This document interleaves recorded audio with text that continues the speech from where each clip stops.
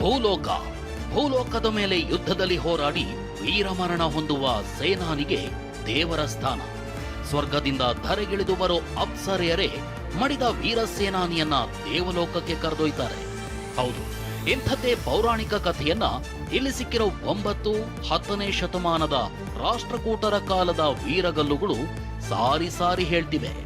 ದಿನಕ್ಕೊಂದು ಕೌತುಕ ಸೃಷ್ಟಿಸ್ತಿರೋ ಗದಗ್ನ ಐತಿಹಾಸಿಕ ಲಕ್ಕುಂಡಿ ಈ ಹೊಸ ಕುತೂಹಲ ತೆರೆದಿಟ್ಟಿದೆ. ಬೆಟಗೇರಿಯಲ್ಲಿ ರಾಷ್ಟ್ರಕೂಟರ ಕಾಲದಲ್ಲಿ 15 ವೀರಗಲ್ಲುಗಳು ಪತ್ತೆಯಾಗಿದ್ದು, ಕಲ್ಲಿನಲ್ಲಿ ಕೆತ್ತನೆ ಇರೋ ಶಿಲ್ಪಕಲೆಗಳು ಭೂಲೋಕ, ಮಧ್ಯಲೋಕ, ದೇವಲೋಕದ ಕತೆ ಹೇಳ್ತಿವೆ. ಇದು ಭೂಲೋಕ, ಮಧ್ಯಲೋಕ, ದೇವಲೋಕ ಅಂತ ಅನ್ನುವಂಥದ್ದು ಈ ಒಂದು ಇತಿಹಾಸ ತಜ್ಞರು ಹೇಳ್ತಾರೆ. ಈಗ ದಂಡನಾಯಕ ನೋಡ್ಬೋದು, ಈ ಚಿತ್ರದಲ್ಲಿ ನಾವು ತೋರಿಸಿ ಇಲ್ಲಿ ಯುದ್ಧದ ಒಂದು ಸನ್ನಿವೇಶ ಇದು ದಂಡನಾಯಕ ಇಲ್ಲಿ ಖಡ್ಗಿಡದೇನೆ ನಡುವಿನ ಭಾಗದಲ್ಲಿ ಇದ್ದಂಥದ್ದು ಈತ ದಂಡನಾಯಕ, ಏನು ಯುದ್ಧದಲ್ಲಿ ಮೃತಪಟ್ಟವ. ಈ ಅಕ್ಕಪಕ್ಕ ಇರುವಂಥದ್ದು ಅಪ್ಸರೆಯರು. ಇವರನ್ನ ಅತಿ ಅದ್ಧೂರಿಯಾಗಿ ಇಲ್ಲಿಂದ ಏನು ಅಪ್ಸರೆಯರು ತಗೊಂಡು ದೇವಲೋಕಕ್ಕೆ ಹೋಗ್ತಾರೆ.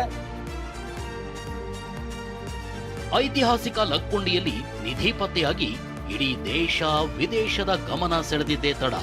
ಇದೀಗ ನಮ್ಮ ನೆಲದಲ್ಲೂ ನಿಧಿ ಇದೆ ಅಂತ ಹಲವೆಡೆ ಕೇಳಿ ಬರ್ತಿದೆ. ಗದಗ್ನ ಬೆಟಗೇರಿಯ ನಿಗೂಢ ಗವಿಯೊಳಗೂ ನಿಧಿ ಇದೆ. ಅದನ್ನ 7 ಹೆಡೆ ಸರ್ಪ ಕಾಯ್ತಾ ಇದೆ. ನಮ್ಮ ತಂದೆ ಅಜ್ಜ ದೊಡ್ಡ ಹಾವನ್ನ ಕಣ್ಣಾರೆ ಕಂಡಿದ್ದಾರೆ. ಹೀಗಂತ ಸ್ಥಳೀಯರಾದ ವಿಜಯಲಕ್ಷ್ಮಿ ಹೇಳಿದ್ದಾರೆ. ಮುಚ್ಚಿದ್ರೂ ಅದು ಹಾವುಗಳು ಪಂಚಮಿ ಸುತ್ತ ಬರ್ತಾವ್ರಿ. ಬಂದ್ ಅಡ್ಡಾಡ್ ಹೋಗವು, ಯಾರಿಗೆ ಏನ್ ಮಾಡಂಗಿಲ್ಲ, ನಾವು ಏನು ಮಾಡೋದಿಲ್ಲ, ಬಂದ್ ಮಾತ್ರ ಹೋಗ್ತಾವ್ರಿ. ನಿಧಿ ಇರೋದಂತೂ ಗ್ಯಾರಂಟಿ ಐತ್ರಿ.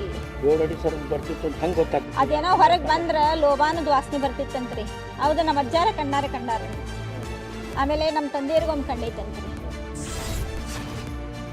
10 ದಿನಗಳಿಂದ ಉತ್ಖನನ ನಡೀತಿರೋ ಕೌತುಕಗಳ ತಾಣ ಲಕ್ಕುಂಡಿಯಲ್ಲಿ ಇದೀಗ ರಾಜರ ಕಾಲದ್ದು ಎನ್ನಲಾದ ಶಿಲೆ ಸಿಕ್ಕಿದೆ. ಪುರಾತನವಾದಂಥ ಅಪರೂಪದ ಒಂದು ಶಿಲೆ ಒಂದು ಪತ್ತೆಯಾಗಿದೆ. ಇದು ಕೂಡ ಒಂದು ರಾಜ ಮಹಾರಾಜರ ಕಾಲದ್ದು ಅಂತ ಹೇಳಲಾಗ್ತದೆ. ಇನ್ನು ಉತ್ಖನನ ನಡೀತಿರೋ ಸ್ಥಳದಲ್ಲಿ ಬಿರುಕು ಕಂಡು ಬಂದಿದ್ದು ಅಪಾಯದ ನಡುವಲ್ಲೇ ಕೆಲಸ ಸಾಗಿದೆ. ಕೋಟೆ ವೀರಭದ್ರೇಶ್ವರ ದೇವಸ್ಥಾನದ ಮುಂಭಾಗದಲ್ಲಿ 4 ಬಾಕ್ಸ್ ಮಾದರಿ ಗುರುತಿಸಿ ಉತ್ಖನನ ನಡೆಸಲಾಗ್ತಿದೆ. ಈ ಪೈಕಿ A1 ಬಾಕ್ಸ್ನಲ್ಲಿ ಮಣ್ಣು ಬಿರುಕು ಬಿಟ್ಟಿದ್ದು ಯಾವುದೇ ಕ್ಷಣದಲ್ಲಿ ಮಣ್ಣು ಕುಸಿಯುವ ಆತಂಕ ಮೂಡಿಸಿದೆ. ಈ ಬಿರುಕು ಬಿಟ್ಟ ಬಗ್ಗೆ ತಿಳಿತಾ ಇದ್ದಂತೆ ಅಧಿಕಾರಿಗಳು ಸ್ಥಳಕ್ಕಾಗಮಿಸಿದ್ದು ಪರಿಶೀಲನೆ ನಡೆಸಿದ್ದಾರೆ.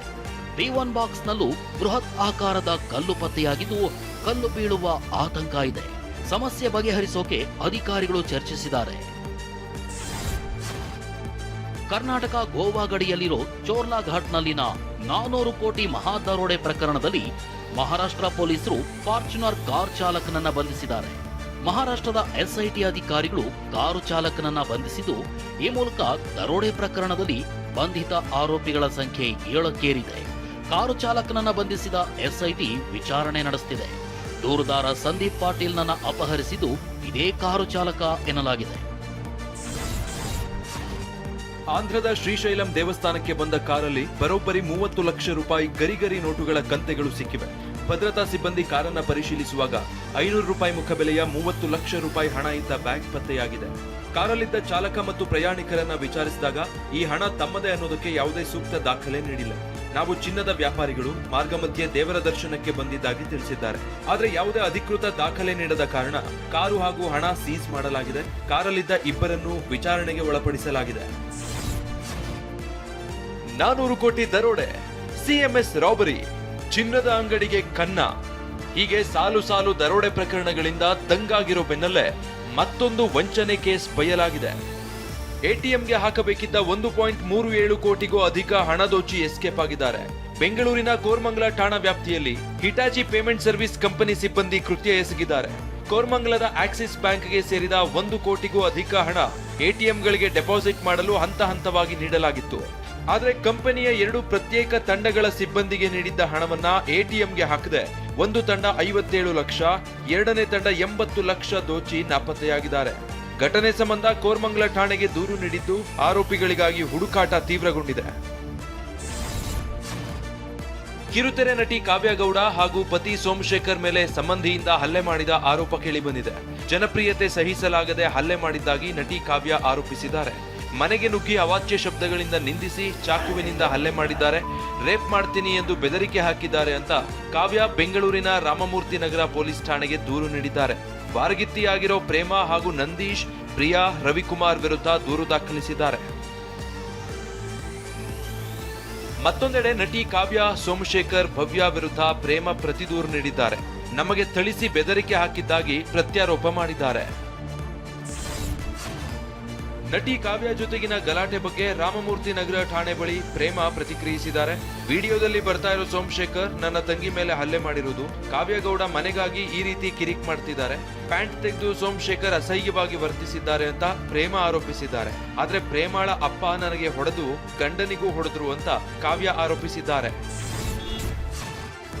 ಅಕ್ರಮ ಸಂಬಂಧವನ್ನ ಪ್ರಶ್ನಿಸಿದ ಪತಿಗೆ ಪತ್ನಿ ಬಿರಿಯಾನಿ ಊಟದಲ್ಲಿ ನಿದ್ದೆ ಮಾತ್ರೆ ಹಾಕಿ ತಿನ್ನಿಸಿದ್ದಾಳೆ. ಪ್ರಜ್ಞೆ ಕಳೆದುಕೊಂಡ ಪತಿಯನ್ನ ಲವರ್ ಜೊತೆ ಸೇರಿ ಹತ್ಯೆ ಮಾಡಿದ್ದಾಳೆ. ಬಳಿಕ ನನ್ನ ಗಂಡ ಹಾರ್ಟ್ ಅಟ್ಯಾಕ್ನಿಂದ ತೀರಿಕೊಂಡಿದ್ದಾನೆ ಅಂತ ಕಥೆ ಕಟ್ಟಿದ್ದ ಪತ್ನಿ, ಲವರ್ ಮತ್ತು ಸ್ನೇಹಿತನನ್ನ ಪೊಲೀಸರು ಅರೆಸ್ಟ್ ಮಾಡಿದ್ದಾರೆ. ಆಂಧ್ರಪ್ರದೇಶದ ವೈಜಾಗ್ನ ಲೋಕಮರಿ ನಿವಾಸಿ ಲೋಕಂ ಶಿವನಾಗರಾಜು ಪತ್ನಿಯಿಂದಲೇ ಕೊಲೆಯಾದ ದುರ್ದೈವಿ. ಶಿವನಾಗರಾಜು ಪತ್ನಿ ಲಕ್ಷ್ಮೀ ಮಾಧುರಿ ಲಕ್ಕರಾಜು ಎಂಬುವನ ಜೊತೆ ಅಕ್ರಮ ಸಂಬಂಧವನ್ನ ಹೊಂದಿದ್ರು. ಈ ಅಕ್ರಮ ಸಂಬಂಧದ ವಿಚಾರ ಪತಿ ಶಿವನಾಗರಾಜುಗೆ ಗೊತ್ತಾಗಿತ್ತು. ಅಕ್ರಮ ಸಂಬಂಧವನ್ನ ಮುಂದುವರಿಸದಂತೆ ಪತಿ ಎಚ್ಚರಿಕೆಯನ್ನ ನೀಡಿದ್ದ. ಇತ್ತ ಲಕ್ಷ್ಮೀ ನಾಗರಾಜು ಪತಿ ಕೊಲೆಗೆ ಸ್ಕೆಚ್ ಹಾಕಿದ್ದಾಳೆ. 20 ನಿದ್ದೆ ಮಾತ್ರೆಯನ್ನ ಬೆರೆಸಿದ ಬಿರಿಯಾನಿ ಊಟ ತಿನ್ನಿಸಿ ಪತಿಯ ಪ್ರಜ್ಞೆ ತಪ್ಪಿಸಿದ್ದಾಳೆ. ಬಳಿಕ ಲವರ್ ಜೊತೆ ಸೇರಿ ಹಪ್ಪಳ ಲಟ್ಟಿಸುವ ಲಟ್ಟಣಿಗೆಯಲ್ಲಿ ಎದೆ ಮೇಲೆ ಹೊಡೆದಿದ್ದಾರೆ.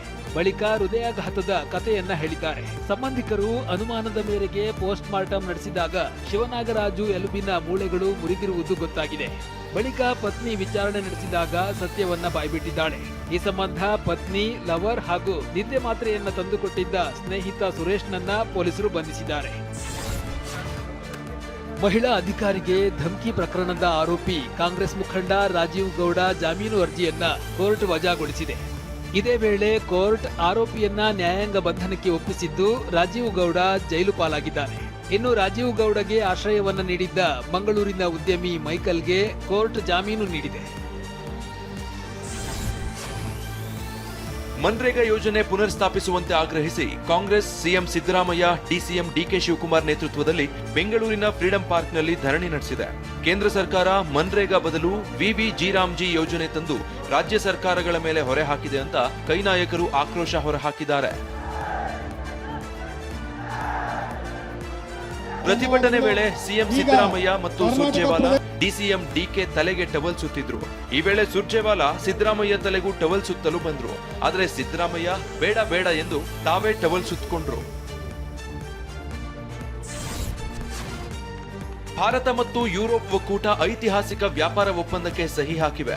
ಮುಕ್ತ ವ್ಯಾಪಾರ ಒಪ್ಪಂದದ ಭಾಗವಾಗಿ ಭಾರತ ಯುರೋಪ್ನಿಂದ ಆಮದು ಆಗುವ ವಸ್ತುಗಳ ಮೇಲಿನ ಸುಂಕವನ್ನ ಕಡಿಮೆ ಮಾಡಿದೆ. ಇದರಿಂದ ಭಾರತದಲ್ಲಿ ಹಲವು ಯುರೋಪ್ ವಸ್ತುಗಳ ಬೆಲೆ ಗಣನೀಯವಾಗಿ ಕಡಿಮೆಯಾಗಲಿದೆ.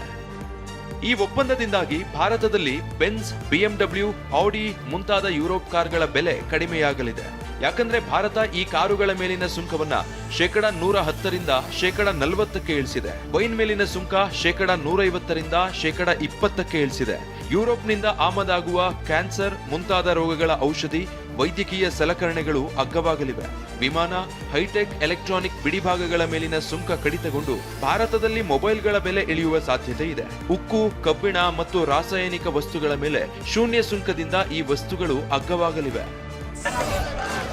ವಿಶ್ವವಿದ್ಯಾಲಯ ಅನುದಾನ ಆಯೋಗದ ಹೊಸ ನಿಯಮಗಳನ್ನು ವಿರೋಧಿಸಿ ಉತ್ತರ ಪ್ರದೇಶದ ಬರೇಲಿ ನ್ಯಾಯಾಧೀಶ ಅಲಂಕಾರ್ ಅಗ್ನಿಹೋತ್ರಿ ರಾಜೀನಾಮೆಯನ್ನ ನೀಡಿದ್ದಾರೆ. ಉನ್ನತ ಶಿಕ್ಷಣ ಸಂಸ್ಥೆಗಳಲ್ಲಿ ಜಾತಿ ತಾರತಮ್ಯವನ್ನ ತಡೆಯೋದಕ್ಕೆ ಸುಪ್ರೀಂ ಕೋರ್ಟ್ ಸೂಚನೆ ಮೇರೆಗೆ ಯುಜಿಸಿ ಜಾರಿಗೆ ತಂದಿರುವ ಹೊಸ ನಿಯಮಗಳಿಗೆ ಪ್ರಬಲ ಸಮುದಾಯಗಳು ತೀವ್ರ ವಿರೋಧವನ್ನ ವ್ಯಕ್ತಪಡಿಸಿವೆ.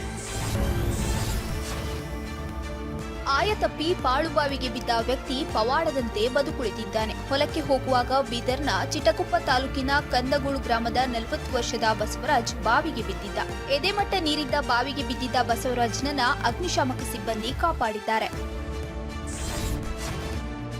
ವೇತನ ಹಿಂಬಾಕಿಗಾಗಿ ಜಂಟಿ ಕ್ರಿಯಾ ಸಮಿತಿ ನಡೆಸುತ್ತಿರುವ ಬೆಂಗಳೂರು ಚಲೋ ಮುಷ್ಕರದಲ್ಲಿ ಭಾಗಿಯಾಗದಂತೆ ಸಾರಿಗೆ ಸಿಬ್ಬಂದಿಗೆ ಕೆಎಸ್ಆರ್ಟಿಸಿ ಖಡಕ್ ಎಚ್ಚರಿಕೆ ನೀಡಿದೆ. ಕರ್ತವ್ಯಕ್ಕೆ ಹಾಜರಾಗದಿದ್ದರೆ ನೋ ವರ್ಕ್ ನೋ ಪೇ ಆದೇಶ ಜಾರಿ ಮಾಡಲಾಗಿದೆ. ಪ್ರಯಾಣಿಕರಿಗೆ ಯಾವುದೇ ಸಮಸ್ಯೆ ಆಗದಂತೆ ಮುಂಜಾಗ್ರತಾ ಕ್ರಮ ಕೈಗೊಳ್ಳಲು ಕೆಎಸ್ಆರ್ಟಿಸಿ ಎಂಡಿ ಅಕ್ರಮ್ ಪಾಷಾ ಆದೇಶ ಹೊರಡಿಸಿದ್ದಾರೆ. ಬೆಂಗಳೂರಿನಲ್ಲಿ ಪ್ರತಿಷ್ಠಿತ ಕಾಲೇಜುಗಳನ್ನೇ ಟಾರ್ಗೆಟ್ ಮಾಡಿ ಡ್ರಗ್ಸ್ ಮಾರುತ್ತಿದ್ದ ಯುವತಿ ಸೇರಿ ಇಬ್ಬರನ್ನ ಪೊಲೀಸರು ಬಂಧಿಸಿದ್ದಾರೆ. ಮೇಘನಾ, ಆದಿತ್ಯ ಬಂಧಿತ ಆರೋಪಿಗಳು. ಬೈಕ್ನಲ್ಲಿ ಮಾದಕ ವಸ್ತು ಸಾಗಿಸುತ್ತಿದ್ದ ವೇಳೆ ಆರೋಪಿಗಳನ್ನ ಬಂಧಿಸಲಾಗಿದೆ. 4 ಲಕ್ಷ ರೂಪಾಯಿ ಮೌಲ್ಯದ 4 ಕೆಜಿ ಗಾಂಜಾ, 37 gram MDMA, 35 gram hash oil ಜಪ್ತಿ ಮಾಡಲಾಗಿದೆ. ಹುಡುಗ ಅಥವಾ ಹುಡುಗಿ ತಮ್ಮ ಆಯ್ಕೆಯಂತೆ ಮದುವೆಯಾದ್ರೆ ಅಂತ ಕುಟುಂಬವನ್ನ ಈ ಗ್ರಾಮದಿಂದಲೇ ಬಹಿಷ್ಕಾರ ಹಾಕಲಾಗುತ್ತೆ. ಮಧ್ಯಪ್ರದೇಶದ ರತ್ನಂ ಜಿಲ್ಲೆಯ ಪಂಚೇಬಾ ಗ್ರಾಮದ ಈ ವಿಚಿತ್ರ ಕಾನೂನಿನ ವಿಡಿಯೋ ವೈರಲ್ ಆಗಿದೆ. ಯುವಕನೊಬ್ಬ ಗ್ರಾಮದ ತೀರ್ಪನ್ನ ಓದಿ ಹೇಳಿದ್ದಾರೆ. ಇನ್ನು ಬಹಿಷ್ಕರಿಸಿದ ಕುಟುಂಬಕ್ಕೆ ಸಹಾಯ ಮಾಡುವವರನ್ನ ಬಹಿಷ್ಕರಿಸಲಾಗುತ್ತೆ. ಸದ್ಯ ಹಳ್ಳಿಯ ವಿಚಿತ್ರ ಕಾನೂನಿಗೆ ಭಾರಿ ವಿರೋಧ ವ್ಯಕ್ತವಾಗಿದೆ.